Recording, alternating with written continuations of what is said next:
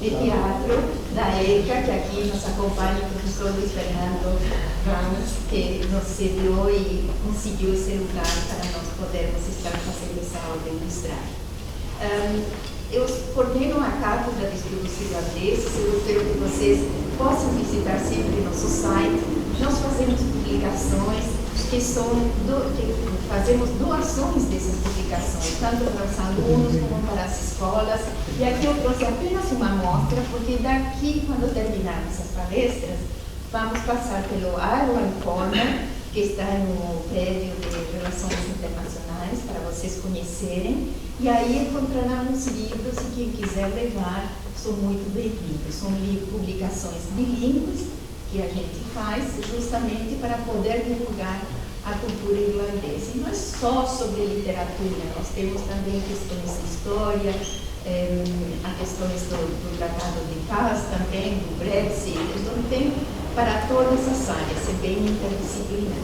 Então sejam bem-vindos e eu vou passar a palavra a Rachel Fitzpatrick, que é nossa Deputy Consul aqui em São Paulo, e vai fazer a abertura da conferência cultural. Por favor. Olá, para a inglês, nossa convidada. Thank you so much, Laura, for the kind introduction. And for those who don't know me, that's a large group today I don't know, so that was really fantastic. Hello, I'm Rachel Fitzpatrick. I'm the Deputy Consul General of Ireland here in Sao Paulo. Our Consul General, Owen Venice, he would love to be here but sends his wishes from Ireland, as is the Ambassador from Brasilia. I've been in Brazil for about 2 years now, and I'm never shy to say that working with the WBH Chair of Irish Studies here at USP is a favourite part of my job. It really is a highlight. I never cease to be impressed by the work of the Chair, led by Professor Laura. All they're doing to promote Irish literature, to create deep links between Ireland and Brazil, and to facilitate this really extremely rich study environment that we'll see a bit of today. Students here, compared to my experience in Ireland, have like unrivaled opportunities to meet and work and connect with the great writers and thinkers of Ireland, including those who are with us today. In March of this year, Minister of State Sean Fleming, Minister for the Diaspora of Ireland, was here in Brazil to open the 15th academic year of the WBH Chair, which is really fantastic. And he noted while he was here that it's been a real pleasure on the Department of Foreign Affairs to support the Chair for these 15 years. He's amazed to see this strong partnership we have with such a centre of academic excellence, which fosters a love of Irish studies among people who would never otherwise maybe have heard of Ireland, but offers such high quality courses, seminars, roundtables, workshops and exchanges. And our department is really committed to expanding this cooperation. My government has a strategy, we're about halfway through it at the moment, for Latin America. It's our first ever strategy, and it is committed to expanding Irish studies across the region of Latin America. USP, the WBH Chair, is a key partner for us on that, and already USP is working with the Chair's network in Argentina and Mexico to take that across the continent. This is my second Bloomsday at USP. It builds on the success of last year's, where we had Alan Gilson in town for a series of lectures, film screenings and discussions, and also launched the fantastic Ulysses mural. I want to thank Laura for the role she played in that project, where we launched 18 beautiful murals all around Brazil. I have Caetano here from UFPR, wrote another fantastic one. But although it's my second Bloomsday, it's not Sao Paulo's second ever one. Long before my arrival, as Laura mentioned, the Chair and other Friends of Ireland here have organised innovative activities, from readings to celebrations to celebrating other kinds of art forms, and Munir Mutran was a huge part of that. Munir Mutran is a presidential award winner in Ireland, and I want to acknowledge her there. So yes, thank you to USP for all they've done to celebrate Joyce in Brazil, to explore links between Irish and Brazilian modernisms, and to create these exchanges. As well as today, this year, the Consulate is supporting a series of Bloomsday activities. So in Sao Paulo, there'll be the usual celebration at Casa das Rosas, which is always very well attended and a good atmosphere. Aside from that, we'll be in Rio de Janeiro at the Museum of the Republic for a celebration that's being organised by USP. Aside from that, we'll be in Ouro Preto, and then also virtually from Wednesday, you'll see some material that features Brazilian participants celebrating Bloomsday in Ireland. But USP is always the most special, and we're delighted today to welcome Catherine Flynn. I promise I'm going to Dr. Flynn is the Director of Irish Studies at UC Berkeley, where she works on British and Irish modernist literature. She was a postdoctoral fellow at Stanford University and has a PhD in comparative literature from Yale University and a BA from University College Cork.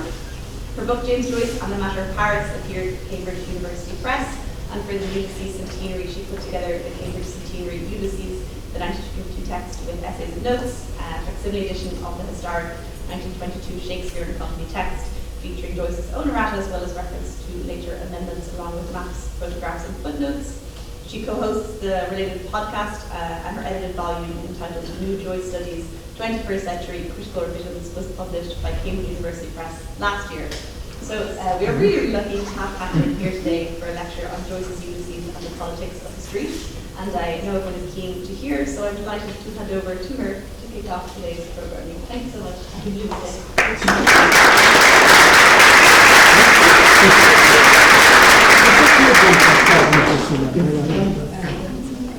Thanks so much, Rachel. Well, I can sit. I don't know. I'm worried that you won't hear me down the back if I sit down, but I might sit down in a minute. So yeah, I'm going to be reading this off the laptop. So thank you so much, Rachel, for the introduction. And it's amazing to hear about all of the things that are going on to do with Ulysses here in Sao Paulo. It's amazing as an Irish person to see Brazilians love Ulysses. You know, we love it, but a lot of Irish people haven't read it. And so I was amazed when Laura told me that so many people here will have read it and enjoyed it and love the book as well. So it's such a pleasure to make this connection and to be part of this community here. I think my Irish friends are going to be just really amazed to hear about it. So thank you to Laura for inviting me. I really appreciate the invitation, and thank you to Ada for the work organising it and bringing me here. It's really a pleasure. So I'm going to talk for about half an hour, and then we'll talk. Then we will have a conversation. So let me start. Okay. So this talk is about a shift in Ulysses, a shift away from Stephen Dedalus to Leopold Bloom. But it's also about a shift from the narrative work of art, the story, traditionally understood as like what a narrative is, and towards a new kind of literary form that is appropriate to the modern city. So this is also a shift, this talk is also about a shift from inside spaces to outside spaces. So I'm going to look at the 7th chapter of Ulysses, the Aeolus episode, which begins inside the printing works of a newspaper in Dublin, continues in the offices of the editor of that newspaper, but ends in one of Dublin's most important streets. The episode, in making that shift from Stephen Dedalus to Leopold Bloom, from a traditional narrative to a more dispersed kind, moves from older forms of narrative, public oratory, reportage, that celebrate the political events of the past, to a new, dispersed narration that suggests a kind of politics of the street. Joyce makes this shift, I want to suggest, through echoing in this episode one of the most significant popular revolutions of the 19th century, the Paris Commune of 1871. Okay, so in my book, oh wait, here's the image from the Aeolus episode. So Rachel mentioned the Ulysses edition I brought out. It has photographs for every episode from the archives in Dublin. So this is a shot of newspaper boys in 1904. And they're on the steps of the post office building in what's now O'Connell Street. Okay, so you can go in. So in my book, James Joyce and the Matter of Paris, I argued that Joyce's first move to Paris in 1902 was motivated by his interest in French writers, French avant-garde writers of the 19th century. Baudelaire, Nerval, Rimbaud, Verlaine. So here is a shot of him posing in borrowed left bank clothing. There he is, looking very awkward. So he had his postcard made when he was in Paris. He had the photograph taken, he had the postcard made, and he wrote his poem onto the card, a poem that he had composed in Paris in 1903. So this is Joyce trying to present himself as a left bank poet, as a poet maudit, or an accursed poet, which is how we translate it in English. So Joyce's encounter with Paris, however, was not an immersion in the decadent, rarefied circles of the poets Mendy, Verlaine's title for these rebels, but an encounter with consumer capitalism. An encounter that was so powerful, with a consumer capitalism that was so powerful, that it put in question for him the power of art. I argue in this book that starting with an essay on aesthetics that he wrote in Paris, Joyce devised a series of responses to the challenge of the capitalist city, gradually developing an art of the body, a somatic aesthetics that draws upon the lower senses of taste, smell, and touch to counteract and undermine the individualizing, the calculations of transactional relations. So the individualizing and instrumentalizing calculations of capitalism. Bloom's stream of consciousness is not, I argue, an internal, isolated, individualist navigation of the commercial possibilities of the capitalist city, but an immersed and engaged, critical encounter with its distorting effects. So in the 8th chapter, or episode of Ulysses, Les Dragonians at lunchtime, we see Bloom in the belly of the predatory city. Never know whose thoughts you're chewing, he says. Gosh, can you read that? Bit hard. Oh, sorry. Bloom is a food that eats back, undermining the binaries of victim and prey, eater and eat. So today I want to look at the previous episode of the book, Aeolus, chapter 7, to look at how Joyce makes the transition from the artist Stephen to the bourgeois Bloom, and from the idea of a work of art, a work of narrative art, to an immersed aesthetic response that defies the categories of aesthetic practice and defined artwork. So in the scene in Aeolus, Stephen is likened to the socialist revolutionaries of the Paris Commune. So he and a journalist have just joined the conversation in the editor's office. The professor, so I'll read that to you. The professor, returning by way of the files, swept his hand across Stephen and Mr. Madenberg's loose ties. Paris past and present, he said. You look like communards.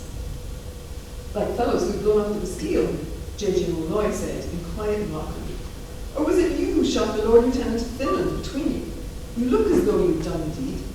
General Bobrikov. We were only thinking about it, Stephen said. Omnium Gathrum. So if you know anything about this chapter, you'll know that there are headlines dispersed through the text.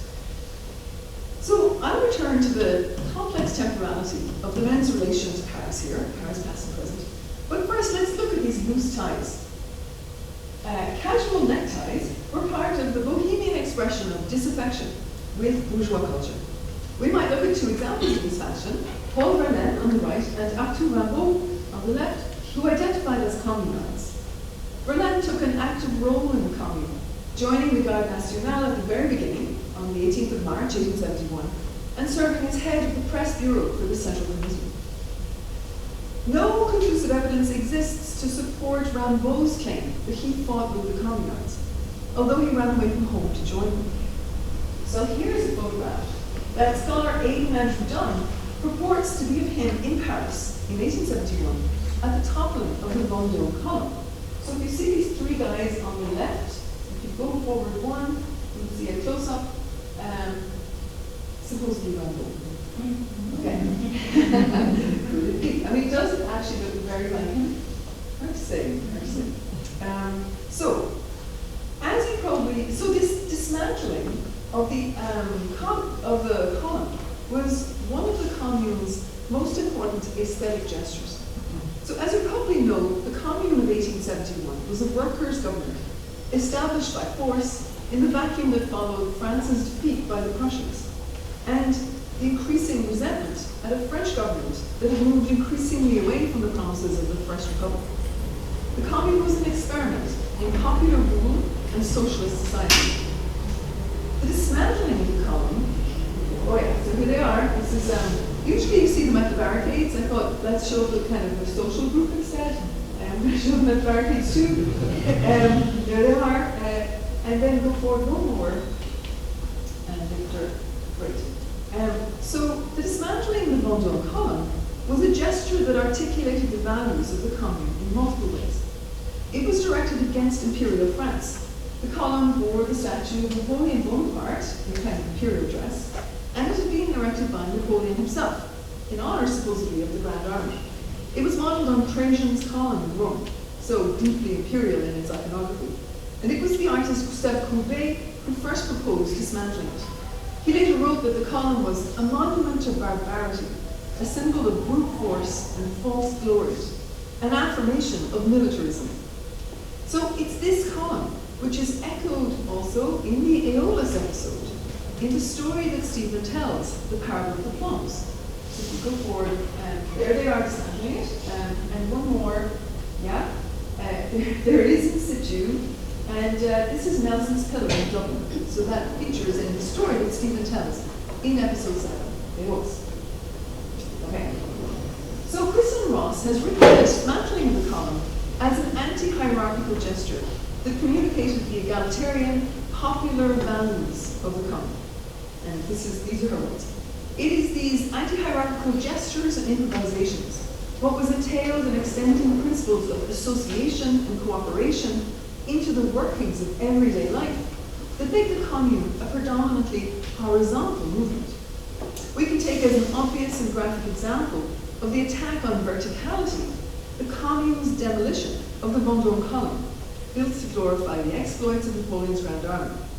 Catulle Mendez reads the column, reads the destruction of the column as a leveling of history itself, an attack on genealogy and heredity, designed to produce a timeless present. An attack on history, an attack on imperialism, the dismantling of the column was also an attack on the present-day reconception of urban form in Paris. So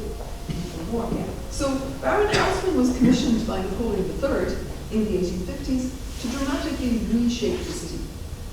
The pre-existing Place de Vendôme, so much older space, with its column, along with other older spaces such as the Place de Vosges and the Place de la Concorde, had acted as breathing spaces for the aristocracy in the dense medieval fabric of the city. These urban squares were joined together in Haussmann's plan by wide new boulevards constructed through demolishing the old narrow streets. So here you can see how Paris is a series of vistas, a series of avenues training towards monumental monumental buildings and monuments.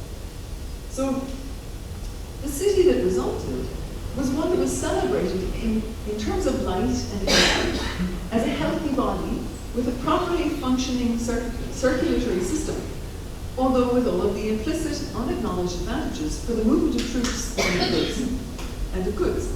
The attack on the Vendôme column was a poke in the eye of this body, an injury to one of the essential organs of its system. The communards asserted this through this act of physical violence, not just their physical control of the body, over the city, but their communitarian vision. This commune collectively defied the naturalized hierarchies of the body of the state in Plato's Republic. These values are emphasized in the commune's Artists' Federation Manifesto, which held, "We will work cooperatively towards our regeneration, the birth of communal luxury, future splendors, and the universal republic." So the Vendôme column was dismantled shortly before the destruction of the commune over the course of a week in May 1871, known as La Semaine Sanglante, or Bloody Week, in which at least 20,000 people were killed in the streets by soldiers loyal to Napoleon III. The bourgeois, sheltering in Versailles, re-entered the city, and the culture of consumption took hold, growing ever more powerful. Rimbaud wrote a poem in May 1871 describing this return of the Versaillais to the city. L'orgie parisienne, Paris sur le peuple, Paris orgy, or Paris is repopulated. So in contrast to the workers' government, run by and for the proletariat, Rimbaud depicts the reappropriation of Paris by the bourgeois as a kind of theft, but one in which consumption becomes the primary activity. The irony-drenched opening of the poem depicts their return from Versailles, tracing line by line their reappropriation of the streets. So I'll just read it in English, because it's easier for me, but you might understand French better, and Oh cowards, here it is, disgorged in the stations. The sun expiated with its burning lungs the boulevards that the previous evening were filled by barbarians. So this is the irony, Rambo's irony. Here is the holy city, seated in the west. Come on, we'll prevent the return of the fires. Here are the docks, here are the boulevards, there are the houses the night azure that radiates, and the nights before, the redness of bombs starred. So the poem also presents Paris as a physicalized urban landscape, excessively physicalized. The body of the city is encountered by the sun blowing up with burning, loving breath. In the next slide, as the returning middle classes return to the streets in which the blood of the communards was barely dry, their passage is paired with the reader's movements through the poem. Against our wills, we're paired with this false progress, this linear progression. So, okay, oh filthy hearts, these are addressed to the bourgeois returning. Oh filthy hearts and wretched mouths, belching shouts and reeking mouths, wine for everyone, we drink to this empty sloth, O conquerors, your bellies dissolve with shame. Rimbaud's poem, so here we're getting to the connection with Joyce again. Rimbaud's poem presents the city as a scene of gross consumption, in terms that anticipate Joyce's Lestrygonian's episode. In the lunchtime chapter, Bloom is revolted by the sight of gluttonous consumers in Burton's restaurant. Couldn't eat a morsel here. Fellows sharpening knife and fork to eat all before him. Old chap picking his tools, slight spasm, full, chewing the cud, before and after, grace after meals, look on this picture, then on that. Rimbaud's city, like the city of Lestrygonians, is occupied not just by greedy individuals, but by revolting body parts, hearts, mouths, bellies, in a negative afterimage, a fragmented afterimage of the communal vision of the revolutionaries. Yet despite these atrocities that befell the city, Rimbaud's speaker asserts the power of poetry as a transmitter of revolutionary vision. He declares that the poet will nonetheless, he declares, the poet will nonetheless proclaim, your beauty is magnificent. Okay. The city becomes identified with revolutionary poetry, animated by collective suffering and collective struggle. By storm, so he's addressing Paris here, you have been consecrated supreme poetry. The vast stirring of strength succors you, O chosen city. Your work spoiled, death moans, gather soundings in the heart of your deaf born. So if the opening lines of the poem track the return of the bourgeoisie through the streets of Paris, this coupling of city and poetry affects another reappropriation of the city, identifying poetic sounds with subversive political energies, energies that are free of individual agents. These are not connected elements of a regulated body, but dispersed, differentiated, disordered energies and sensations. Okay, so Joyce, Paris as a center of consumption features in Joyce's first realist representation of the city. In Epiphany 33, written in Paris in 1903, he depicts the movement of women along the boulevard. So let me read it to you. They pass and choose and trees, live the life of the boulevard, walking like people who have leisure in a place lit up for them. They are the pastry cooks, chattering, crushing little fabrics of pastry, or seated silently at tables by the cafe door, or descending from carriages with a busy stir of garments, soft as the voice of the adulterer. They pass in an air of perfumes. Under the perfumes, their bodies have a warm, humid smell. No man has loved them, and they have not loved themselves. They have given nothing for all that has been given them. So it's an intriguing, dense little piece of writing that I argue in the book is modeled on Baudelaire's prose poétique, the form that he devised to respond to the movements of consciousness in the city. So this is a really important moment because of the breakdown of the consciousness that tries to order the city. The speaker here attempts to taxonomize these individuals who might be prostitutes. We don't know. It's a little unclear. He attempts to see them as identical in their cold, appropriative materialism. But the smell of their bodies, permeating the space in which this speaker stands, undoes the division of thinking subject and consuming object. This epiphany, I argue in the book, is the beginning of Joyce's exploration of the power of the body to subvert judgment, valuation, and individuation. It allows Joyce, also, he wrote, on his return to Paris, to see the urban life of Dublin as powered by the same modern practices of consumption. Oh, hang on. I think I don't have that slide, actually. So he says, he writes in a letter, the street was full of a life which I poured a stream of my youth on, Granton Street in Dublin. While I stood there, I thought of a few sentences I wrote some years ago when I lived in Paris. Back another one. So he thinks of these lines. When I was repeating it to myself, I knew that life was still there for me if I chose to. So while it's traditional to oppose Dublin and Paris in Joyce's writing, for Joyce, the energy of Paris, the consumerism, the materialism, the transactional relations are visible in Dublin. And it's his trip to Paris that makes him able to see it in Dublin, actually, as there all the time. So Bloom in the Lestrygonians episode enters this life as he moves through the streets of Dublin, eating, drinking, himself a kind of adulterer, but maintaining throughout this immersion in the commercial space of the city the capacity to register and contend with its effects. If you crown a turkey, say on chestnut peel, it tastes like that. Eat pig, like pig, but be like pig. But then, why is it that saltwater fish are not salty? How is that? Similar to the saltwater fish, Bloom engages in a kind of physicalized thought process, that's analogous to the process of osmotic regulation in fish. His reflections, linguistic, economic, provide a kind of counterforce to the urban environment, allowing him to process it or digest it, as it fills him in the attempt to turn him to its own purposes of transaction, purposes of profit. So I want to think here about the physical environment in which these thoughts occur to Bloom. So in Lestrygonians, we find him on Sackville Street. So has anyone been to Dublin here? Who's been to Dublin? Yeah. Oh yeah, a bunch of you. Yeah. Okay.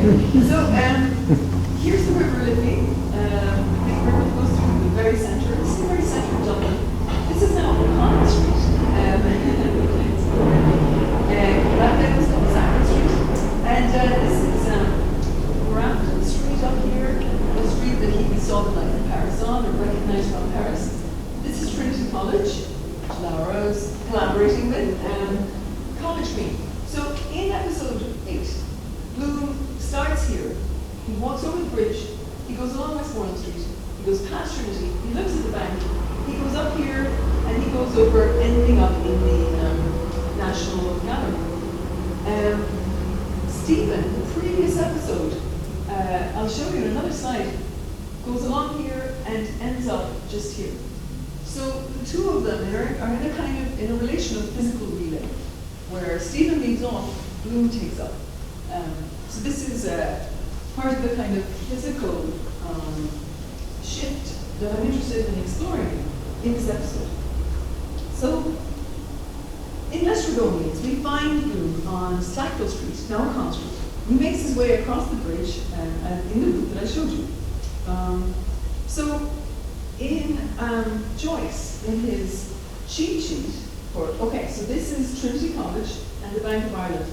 So you can see how this actually looks like a very overwhelming kind of threatening environment. These are beautiful buildings, but they're built by the Anglo-Irish, by a kind of ruling class foreign to Catholic Irish people, and they are a kind of vocabulary of power, of imposed power. So you could go one more. Okay. So in his cheat sheet for this lunchtime episode, Joyce identified it with the movements of Homer's Odysseus, who watches his men eaten by the giants in the Bay of Lamos. The Lestrygonians are giants, carnivorous giants. Odysseus later recalls them, spearing my people like fish, and collecting them to make their loathsome meal. So in the schema, in these notes, Joyce combines the domains of the natural and the socio-political. The organ of the esophagus, the technique of peristalsis. So he's showing me architecture with digestion, seeing the city as a physical body. It's consuming people. It's eating them alive. Okay. Yeah. So Dublin, like Paris, was subject to a dramatic transformation by its ruling class. A century before the Haussmannization of Paris, a body of aristocrats and businessmen were charged with rendering its streets safe in terms of sanitation and public order, basically to reassert control over the city. This initiative began in the 17th century when members of the Commons of Dublin petitioned the corporation, expressing their awareness of the imminent bankruptcy of the city as a result of the poor economic and political climate consequent on years of rebellion. So the Wide Streets Commission was set up in 1757. They too demolished buildings and narrow alleyways to create a more convenient circulation system. The most striking move of the commission was to create a north-south axis. And this is the very axis on which USP takes place. So this axis here, they blocked buildings so that, or they destroyed buildings here so that O'Connell Street could continue right down to the river and across in the bridge, connecting the residences of the Anglo-Irish, the ascendancy, here around O'Connell Street, to the university and to the Parliament building here. And then in an east-west axis to Dublin Castle. So this Wide Streets Commission on a smaller scale than Haussmann's transformation of Paris had the same values, the same tendency to construct monumental vistas, wide streets that were safe for people of power. Okay. So, and here it is. Okay, so we could go one more. So it's here that here's where Stephen, we leave him in episode 7, and it's right here that we begin with Bloom in episode 8. All right. Now, so, okay, here are the kinds of things that Stephen says, or Bloom says in this episode. I feel like I've been eating and stewed. Never know whose thoughts you're chewing. No one is anything. All right. So now here we are again in the scenarios. Stephen, in Professor McHugh's characterization, you look like confidence, is an insurrectionary youth, an embodiment of the revolutionary past that reaches back to the storming of the Bastille, Summit 1, on July 14, 1789. But he's also an embodiment of violent insurrection in the literal present day. Nikolai Ivanovich Dobrikov was the Russian Governor General of Finland and had been engaged in the Russification of Finland, where he was shot dead by Eugene Schaumann, a Finnish aristocrat, on the very morning of Ulysses, June 16, 1904. So this is a very immediate act of physical aggression that the newspapermen know about. Stephen's response, we were only thinking about it, suggests an answer to the question of the afterlife of the aesthetic wing of socialist revolution. It's over but not over. It survives as conceptual possibilities, imagined rather than enacted. It's in this context that we must read the narrative that Stephen tells the men about two old ladies climbing Nelson's Pillar, a story that echoes the commune's dismantling of the Bundle Cob.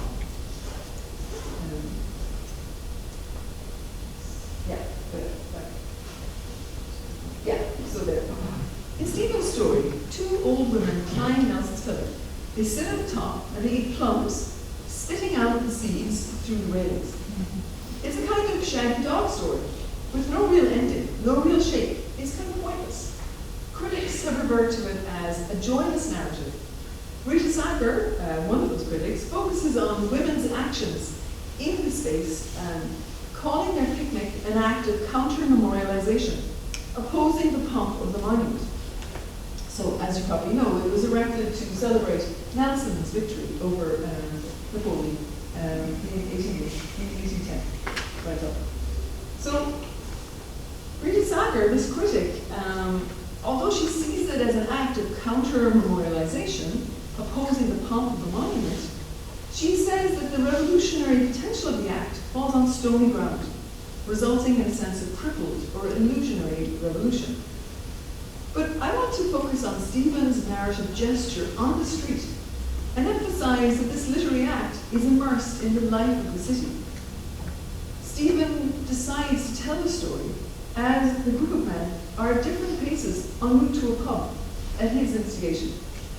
At the center of his story is an act of consumption. This is very unusual for Stephen, who usually tries to do away with body, to push it out of art completely. But this act of consumption is carried out by women who are associated with the place in the city Stephen has had an encounter with a prostitute. Okay, so let's look at yeah. The first newsboy came pattering down the stairs at their heels and rushed out into the street yelling, "Racing special! Dublin. I have much to learn." They turned to the left along Abbey Street. "I have a vision too," Stephen said. "Yes," the professor said, skipping to get into step. "Crawford will follow." Another newsboy shot past, yelling as he ran, "Racing special! Dear dirty Dublin." Dubliners. "Two Dublin vessels," Stephen said, elderly and pious, "have lived 50 and 53 years in Bumbleys Lane." "Where is that?" the professor asked. "Off Blackwood's," Stephen said. Damp night, reeking of hungry dough, against the wall, face glistering tallow under her fustian shawl, frantic hearts, Kazi records. Look her darlings. On now, dare it, let there be light. So in contrast to the somewhat lamentable poetry Stephen composes and recomposes in his bed in Portrait of the Artist as a Young Man, this narrative seems to be born from corrupt parentage in the economic environment of the street. It's perhaps improvised, leaving details, infused by its rhythms and necessarily interrupted by Dublin's inhabitants. From the beginning, it's an interrupted tale, intercut by McHugh, various newsboys, Stephen's own memories of being with a prostitute and liberties, a poor area outside of the Medieval Park. It's also interrupted by their movements through the city streets, turning left from the telegraph offices on Abbey Street into Sackville Street. It's this very failure of the narrative, as it's interspersed and undermined by other voices, that the scene becomes a kind of popular art. The agent here is not the artist. The product is not the work of art. Rather, it's chaotic, spontaneous assemblage, resulting in a crowded text situated in the city street. Let there be light, Stephen declares to himself as he embarks on this narrative, echoing God in Genesis 1, let there be light, and there was light. This association of God and life recalls Stephen's earlier, seemingly throwaway declaration made to the headmaster of the school where he teaches, while the boys play hockey outside in the field. God is a shout in the street, Stephen says. That declaration is made in defiance of the headmaster's Hegelian vision of history, proceeding towards one great goal, the manifestation of God. This is DC's theory of what history is.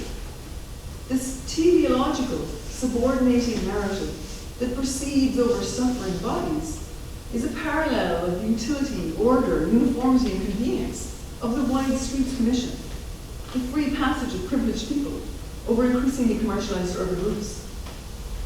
But instead, what we see in Ulysses, in Stephen's story, is an omnium gatherum.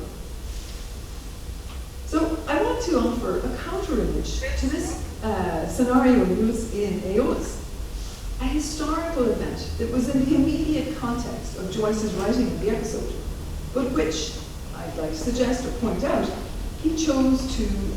against which he chose to write this episode. So by June 5th, 1917, Joyce had finished chapter 6, and was gathering his notes for Aeolus. By October 1918, Aeolus had been published in an early form. Joyce's composition of this episode, then, takes place in the immediate aftermath of a recent violent instance.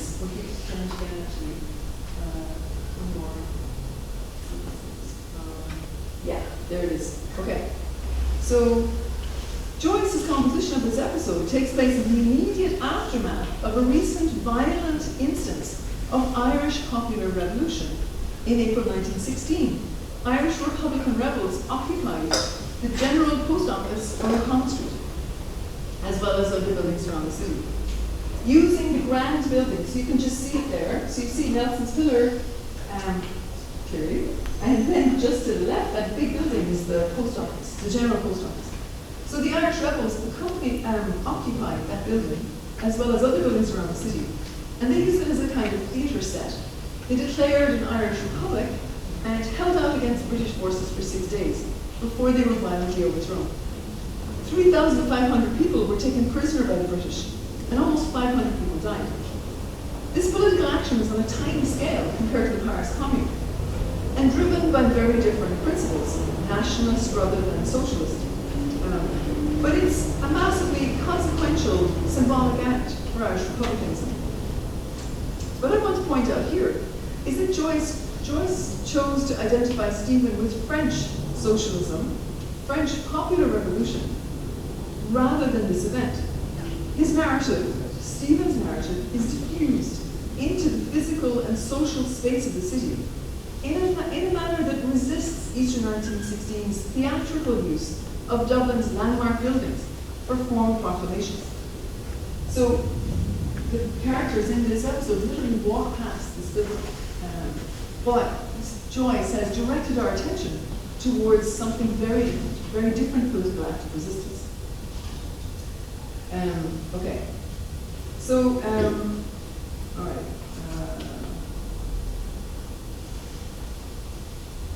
Okay, so as they move, I wonder what the next slide is. Oh yeah, here's a view from the top of Nelson's Pillar, looking north. That's the last one. Okay, good. So as they move across Sackville Street, these men oppose the axis that has been set up, the governing axis of Dublin. Okay, so this interchange between the men as they cross the street, as Stephen's story fails, extends horizontally across the official urban axis, dismantling the hierarchy of the pillar. So it cross-purposes this kind of overview, this kind of powerful perspective. Just as the women turn away, so the old ladies who get to the top of the pillar don't look out over the city view. They spot a couple of churches and then just give up. They turn away from the synoptic overviews provided by the pillar. The text itself drives local events, remarks, disconnected expressions into Stephen's story, which already refuses the normal structure of the story. So the critic Luke Gibbons writes, in the context of Ulysses, of new forms of expression leading to enlarged experience, new circuits of knowledge, new conditions of reading. This loose gathering, this omnium gathering, resists an organized ordered totality, suggesting not a socialist commune perhaps, but a nascent new collective, a space in which heterogeneous life thrives. This interpersonal, spontaneous, collaborative mode of narration sets up Bloom's mind as a gathering place for all kinds of influences. It anticipates the stream of consciousness as a new, open, porous narrative mode. If the revolutionary temporality associated with Stephen is not linear, it's recursive, past and present, it's dispersed across historical periods, his narrative offering also takes the form of dispersal. It's not powered by socialism, say repeat. Joyce called himself a socialist artist in leisure in 1906, but by March 1907 he was already writing, "The interest I took in socialism and the rest has left me." The aggression of his narrative, of Stephen's narrative, and of the text in which it finds itself, is not directed towards any existing form of rule. In fact, the hierarchies of power continue to exist around him, particularly in the cavalier expression of power by the editor Miles Crawford towards Bloom's requests. But it is formal, directed towards narrative form itself. In transforming narrated urban space and narratives within urban space, it moves towards the aesthetic goals of the Commune's Artists' Federation, that art become part of life, art through freedom, they argue. The scene of Stephen's narrative anticipates Bloom's embedded artistry, his achievement of freedom within and against the world of capitalism. Okay, thank you for listening.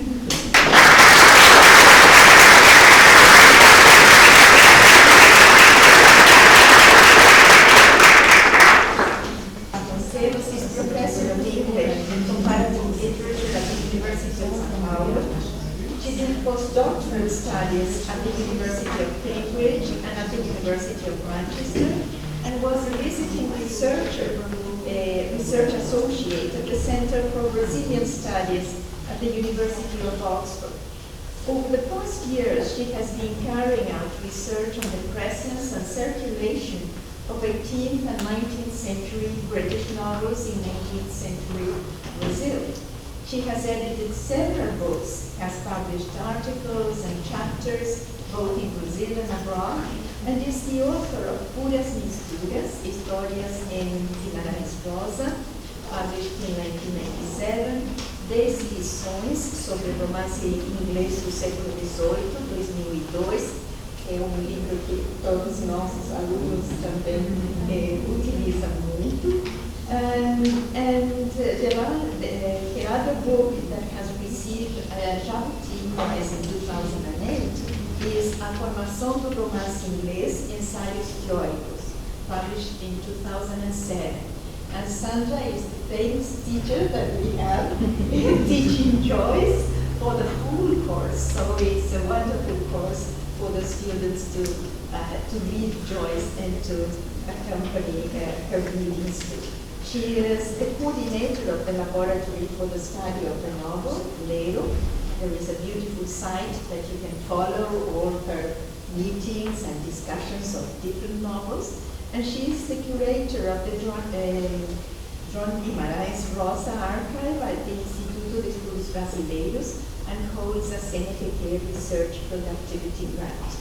Thank you, Sandra, for accepting our invitation, and the floor is yours. Thank you. Thanks, Laura, for the invitation. I think it was a pleasure to get to see Rachel, not to meet Rachel, but to see Rachel in person, right, and also to get to meet Catherine, who preceded me. Well, first of all, a disclaimer. I'm not a Joycean, okay, so I feel a bit ashamed to be here. No, I'm not a Joycean in the sense that I'm not a specialist. I'm interested in Joyce because I'm interested in the theory of the novel, which is what I've been studying and doing research on for a long time. So I think it was a bit set. What I'm going to talk to you this afternoon is a very tentative sort of dialogue, let's say, conversation, which is trying to bring together Joyce and Sterne, or perhaps I should say Sterne and Joyce, if I wanted to be strictly chronological. But and I thought of this when Lara asked me for a title, I thought birds of a feather, because this is what I think about them. And then I wanted to change the title because I thought it was a bit too,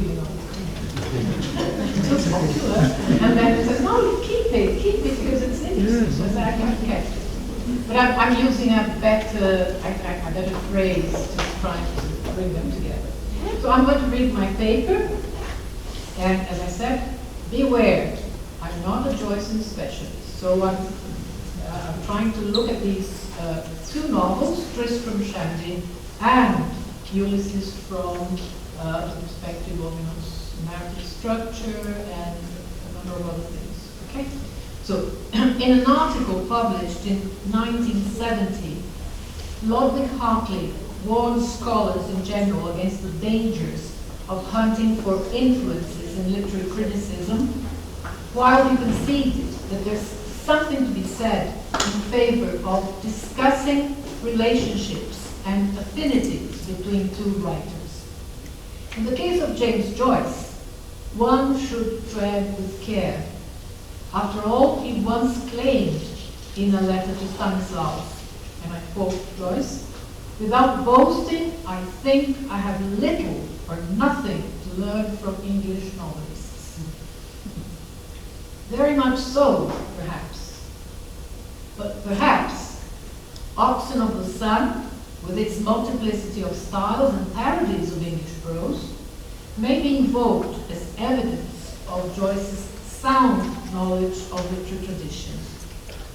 Bearing this caveat in mind, in my own defense, and just in time, I declare I am no influence hunter, while arguing that one can draw some parallels between Joyce and Sterne, related not only to accidental or incidental details, but on the contrary, to the bold experiments and structural innovations in their fiction. Tristram Shandy and Ulysses are both genre-defined tour de force. Around a century and a half separates the two novels and the historical contexts in which they were produced. However, their subversion and transgression of conventions may be said to overshadow the differences that prevail between them in terms of scope and outlook. Their affinities are directly linked to the sense of generic crisis that pervades both works. In both, the novel form implodes and collapses. This is true of Lawrence Sterne's novel, whose composition and publication fall within the period associated with the rise of the genre in 18th century England, and is even truer of Ulysses, which redrew the literary map and revolutionized the genre. Kindred spirits, which is the phrase I thought was more appropriate for an academic talk. With kindred spirits, Sterne and Joyce were iconoclasts in whose hands the novel form was defied and reshaped. Published in 9 volumes between 1759 and 1767, Tristram Shandy threw in disarray Daniel Defoe's autobiographical narrative pattern and challenged the treatment of time, the unity of action, and the organic plot that Samuel Richardson and Henry Fielding had hit upon. Sterne chose a fragmentary form as a means of subverting and mocking novelistic conventions still in the making in the 18th century. It's not Tristram's search for autonomy that is at the heart of his account, as in Robinson Crusoe's or Moorlander's autobiographies. Tristram's inner life is given undeniable prominence, as in Paola and Clarissa, though Richardson's writing of the moment technique is flagrantly jeered at. Likewise, Fielding's intrusive omniscience and tight control over the chain of events in Tom's life come to pieces in Tristram's clumsy handling of his pen. All the effort made by Defoe and Richardson to pass for real the fictional worlds and characters they created, and to ascertain the truth of their stories, is unmasked by Sterne's overthrow of conventions and his interest in making readers realize fiction should be not taken for reality. He seemed to take Fielding at his word. Let's see if this works. Here, yes. He seemed to take Fielding at his word that as the founder, and quoting, sorry, it's moving all by itself. I no, yeah. I hate computers and I hate technology, but anyway, it seemed to take Fielding at his word that as the founder of a new province of writing, so I am at liberty to make what laws I please therein. Almost countless are the occasions in which Sterne infringes any existing laws and adopts his own. The digressive method, the idiosyncratic composition of character, the gaps and silences, the substitution of association for chronological development, the focus on the inner processes of the mind over external events, and the tableau vivant and minute descriptions, just to mention a few. As Tristram states, and I quote Tristram, I shall confine myself neither to Horace's rules, nor to any man's rules that ever lived. Just to reassert further on, and now, yes, okay? Of all the several ways of beginning a book, which are now in practice throughout the known world, I am confidently my own way of doing it is the best. For I begin with writing the first sentence and trusting the Almighty God for the second. It would cure an author forever of the fuss and folly of opening his street door and calling in his neighbors and friends and kinsfolk with the devil and all his imps, with their hammers and engines, etc., only to observe how one sentence follows another and how the plan follows the whole. It is Ira Coningsburg's contention that because Sterne wrote Tristram Shandy with only Richardson's Fielding and Smollett as his major predecessors as novelists, the novelty of the novel and its techniques allowed endless fascination and play.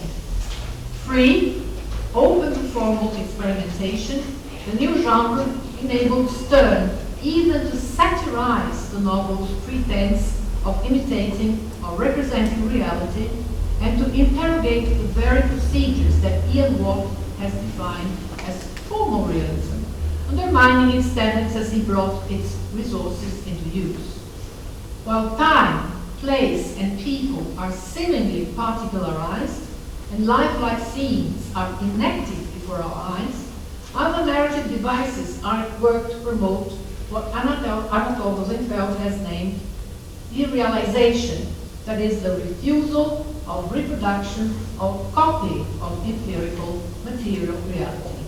According to Robert Alter, I quote him, written scarcely 20 years after the form had got fully underway in England, Tristram Shandy is the first novel about the crisis of the novel. Just a few words about this particular novel I'm talking about, and then I'm going to move on to Joyce. The narrator protagonist of Sterne's novel undertakes to write about his life from his conception to adulthood. However, he does not manage to get beyond his 5th year because the need to describe and explain each incident in detail leads him into unavoidable digressions and frequent interruptions. Apparently disorderly, the narrative juggles 3 stories, each with its own time scheme. Tristram's conception at birth, on November 1718, and Walter Shandy's theories about prenatal influences and his son's upbringing occupied much of the volumes 1 to 5.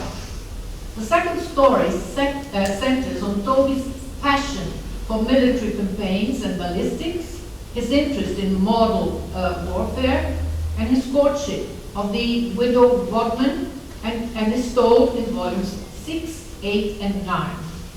It goes back in time and covers the period between 1695, when Toby was wounded at the Siege of Namur, and 1713, when the Treaty of Utrecht was signed. The third story depicts Tristram in his study while he's writing his work from 1759 to 1767 and sharing his trials and tribulations with us. These narrative threads not only intertwine and overlap, but are interspersed with commentary, theories, tales, essays, ideas that satirize the misuse of knowledge and scientific reasoning, and with attacks on ecclesiastical courts, scholars, critics, and readers. Shandy Hall is a small, enclosed world inhabited by just a few eccentric characters, with the 3 Shandy males, Walter, Toby, and Tristram, taking center stage and making true their surname Shandy, which in the Old North Yorkshire dialect is a word for crack-brained or odd. While plot is amorphous and meandering, it's these characters and their hobby horses that loom large in Tristram's attempt to come to terms with his family history and all misfortunes that befell him since his conception. He creates this world and all the characters in it, for everything's refracted through his mind. Walter, Toby, Trim, Dr. Slop, the widow, his mother, and all the situations in the book can only be thought of as reconstructions or second-hand accounts of scenes and dialogues, the minuteness of which is puzzling. Painterly scenes inspired by William Hogarth and Joshua Reynolds recreate in detail situations in the novel as the one in which, amidst the commotion arising from Tristram's crushed note at birth, the narrator produces a tableau. And I'm not going to read it because they are long quotations, and I would just like to show you a scene of the novel from this illustration, which was done by Hogarth for Volume 4.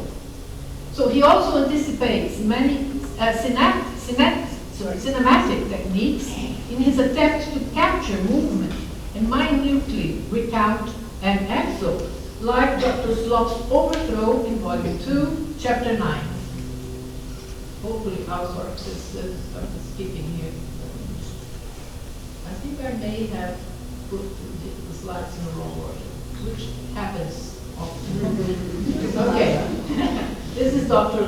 Slop's overthrow. It's a long description which involves a lot of movement, but which you can have a sense of with this reproduction, which is from one of the editions of Tristram Shandy. So, celebrated for its self-reflexivity, for its ribald humor, and its use of visual and typographical effects. Now, yes, I have to go back, sorry.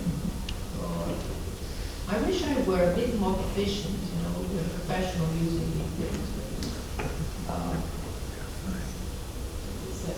Here. So these are two examples of the typographical effects that he actually includes in the novel, and they have let's say, an explanation or a justification, which I want to talk about. So, which I'll talk about now. Sorry. Separated for its self-reflexivity, for its ribald humor, its use of visual and typographical effects, Tristram Shandy's modernity lies in its concern with the nature of time, with the work of the mind, with the chaotic nature of life, and the unreliable, limiting nature of language and verbal communication, which is why you have these typographical visual effects. The marble page is described in the work as the multi-emblem of my work. And just to, as a kind of side comment, each copy of the novel when it was published had a different marble page. They were painted by hand individually, and they all had different sort of compositions. And so, now to Ulysses. So some of these concerns I was talking about, I've just mentioned, the nature of time, the work of the mind, the chaotic nature of life, the unreliable, limiting nature of language and communication. Some of these concerns will also feature in Ulysses. While all the elements and procedures entailed in Ian Watt's definition of formal realism are also deployed and challenged in the composition and representation of Leopold Bloom's Peregrinations in Dublin on the 16th of June, 1904. Joyce's scope is certainly much broader in his attempt to apprehend the whole of Irish life by encompassing individualized stories, one day, one city, and Irish cultural and political history. His lenses are directed not only towards the fractures within Ireland, with his harsh criticism of nationalism and of the British Empire, but also towards a fragmented, perplexed, and divided Europe in a state of war. Like others of his contemporaries, Joyce reshaped the novel, embodied fragmentation, and incorporated a wealth of narrative techniques. He belonged to a generation of novelists conscious of the implausibility of omniscience and of the possibilities opened by delving into the characters' minds. Stephen Dedalus and Leopold and Molly Bloom are thus portrayed while immersed in their innermost thoughts as they go about their daily business. The novels plunge into an exploration of Bloom's subjectivity whilst simultaneously drawing a broad canvas of Dublin life in the early 1900s, take the novel genre to another level.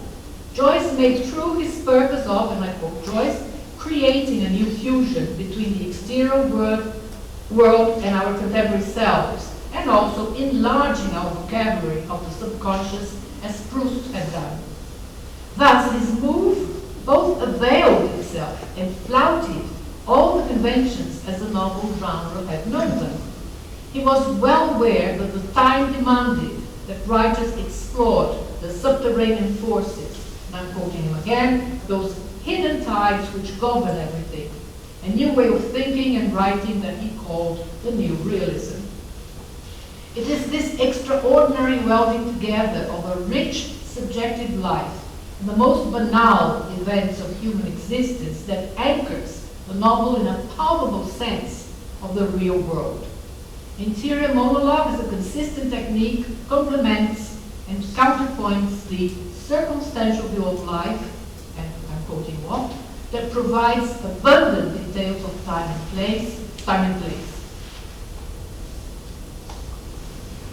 Ulysses is so deeply embedded in the everyday that it's undeniable and immediate imitation of individual experience set in its temporal and spatial environment. Another quote from Watt.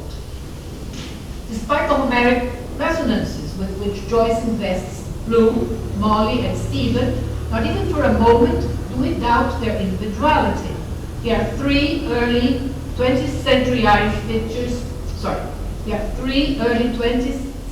Irish figures mired in the web and flow of their present. As such, they face the crisis of their own existence in time and live the experience of transcendental homelessness, of which the novel is the expression, as Lukács has contended. Like their 19th century counterparts, they too have lost the sense of feeling at home in an increasingly hostile and unfamiliar world. Unlike most of them, they will find no possible reconciliation with or in it. Homelessness assumes a very concrete form in the novel, but it also embodies symbolically the condition of the modern man. Out of and away from their dwellings, Bloom and Stephen are metaphorically homeless for most of the day, and while they wander about the city running various errands, their isolation, anxieties, and doubts take center stage. If events are trivial and the plot is irrelevant, it is their impressions, the perceptions they have of the life and people around them that really matter and take precedence. While time and space are very specific, they are experienced and apprehended subjectively. We are placed in a zone of utmost closeness with the main characters by means of the consistent and pervasive use of interior monologue, thereby shortening or even abolishing epic distance. By practically deflating the role and importance of the narrator, Ulysses heightens the fiction of the present, lending the narrative a very dramatic and cinematic quality. As outsiders, Bloom and Stephen are rather individual entities, living their separate lives while they bear the weight of all the tensions and contradictions inherent in their society. Through fragmentation and detail, one day cut out in the flow of their existence, the totality of life emerges. Though Bloom and Stephen move about among the fixtures of the cityscape, and in the hustle and bustle of urban Dublin, the feeling of paralysis that Joyce once suggested, that permeated it, takes hold of and dominates all its inhabitants and makes all of them part of one and the same historical experience. Therefore, invisible threads underlie the surface of the narrative and weave the nets that entrap the Irish people. As the main and secondary characters roam the streets, go places, and interact, from between the lines emerge the historical forces that have shaped Ireland. Whereas nationality, language, and religion are the meshes which Stephen struggles to fly from, He's vocal when he tells Mr. Deasy that history is a nightmare from which I'm trying to escape. I forgot my slides. I just moved. Oh, this doesn't work. Why is it? Very, very difficult to move. Buttons are these. So I had all these. History is a nightmare from which I'm trying to awake. So the narrative is suffused with references to colonialism, nationalism, anti-Semitism, the British Empire, that is, with the very serious political issues of its day. This is the predicament that all the characters find themselves in, no matter their side of the political divide. With this ground covered, I can perhaps take some time to ponder the parallels we can draw, or perhaps I can draw, between the formal aspects of the two novels. Their characters' consciousness is a territory that they both explore. Locke's ideas about the process of association of ideas, whether taken seriously or mockingly, are the resources Sterne had at his disposal in order to investigate and represent the way the mind works. Something Tristram emulates to a degree of perfection. With the theories of Freud and Jung at his fingertips, Joyce could dispense with the narrator and expose his characters' mental processes and associations unmediated, firmly grounded in time and space.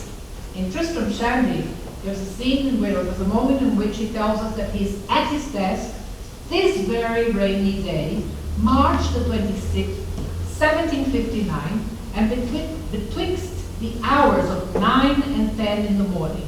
Very precise anchor, temporal time anchor. Stephen, Leopold, and Molly, as we know, roam the city, the streets of the city of Dublin on June the 16th, 1904, between 8 in the morning and the early hours of the following day. So by doing this, they can give free rein to what goes on in their minds, disrupting chronology and amalgamating past, present, and future. The narrative structure, which keeps tight control over clock time, opens up the possibility for the characters' minds to wander freely, move between the external world and their remembrances, move back and forth in time, associate, daydream. It is the individual experiences of everyday life that have private place over external action, a course Ian Watt traces from Sterne to Joyce. So this is what Ian Watt says in The Rise of the Novel. He says, from Sterne and Jane Austen to Proust and Joyce, the Aristotelian priority of plot over character has been wholly reversed, and a new type of formal structure has been evolved, in which the plot attempts not only to embody the ordinary processes of life, and in so doing becomes wholly dependent on the characters and the development of their relationships. Sterne and Joyce seem to have made the most of the very foundations of formal realism in order to subvert them. Realist procedures were mobilized in order to be challenged and create anti-realist effects. Martin C. Battistin asserts about Sterne, what Martin Battistin asserts about Sterne, let's see, I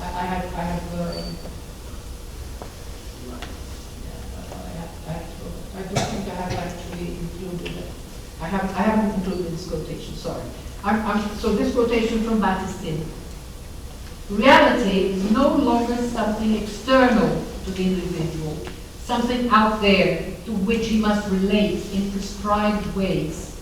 It has become internal and subjective, a world, as it were, of his own involuntary creating, whose tenuous order, imposed by the mechanical operations of mind, organizing a multiplicity of sensations, is for each man a private and arbitrary and unique experience. The sense of literature as artifice prevails in both Tristram Shandy and Ulysses. Both novels are verbal constructions ruled by a sophisticated composition of plans. Despite its waywardness, its seeming lack of direction, Stern's novel is an extremely composed work. It's a kind of jigsaw puzzle. The narrative invites the reader to arrange and order its pieces, but it still depends on Tristram to hold everything together. He says, that's what Tristram says, though my digressions are all fair, as you observe, that I fly off from what I'm about, as far and as often as any writer in Great Britain, yet I constantly take care to order affairs so that my main business does not stand still in my silence. The famous exactness with which Joyce reconstructs Dublin settings, apart from shops, the buildings, the bridges, the streets, while also shuffling everything. The remaking of biographical materials, the characters based on acquaintances and real people, the incorporation of information provided by his brother Stanislaus and Aunt Josephine Murray, the bodily functions, the mind at work, the narrative styles, everything in Ulysses helps create a counterpoint between the realist and the anti-realist drives. In Joyce's effort to search for what underlies the surface of life. Joyce's critique and refusal of conventional photographic realism entailed a rebellion against discursive language, a rejection of illusion, and an internalization of the external world. Polyphony, the impression of chaos and stylistic plurality, threatened to make the architecture collapse that holds the unobtrusive plot together. The division of the novel in three parts, the three main characters, the father-son relationship, which is replicated on several levels, the temporal and chronological signposts, the motives that subtly connect discrete scenes and episodes. From a structural perspective, the nexus are practically indiscernible, forcing the reader to navigate this world in flux and try to penetrate its entrails. Each episode is distinct in terms of their form and style, while simultaneously referring to the whole. Plot development and passage of time converge towards the two main events of the day. Stephen and Leopold's meeting late at night, and Leopold's return home after Boylan's visit to Molly. Alternately, issues arise that make Dublin into much more than a simple backdrop. It's rather a space in which the political, economic, and cultural relations between colony and empire establish inextricable links with the problem of Irish identity and of nationalism. Unlike the indifferent artist unconcernedly paring his fingernails, Joyce's interest in Irish politics finds expression mainly in episodes 7, Eolus, which Catherine mentioned and discussed in her talk, and episode 10, The Wandering Rocks, with a focus on the political character of the Irish nation and its political predicament, respectively. The master-servant trope is one that recurs throughout the novel, as you know. Leopold Bloom's biography takes shape as a result of what we learn about his individual life by following him for a few hours in a plot line in which action amounts to ordinary and routine events.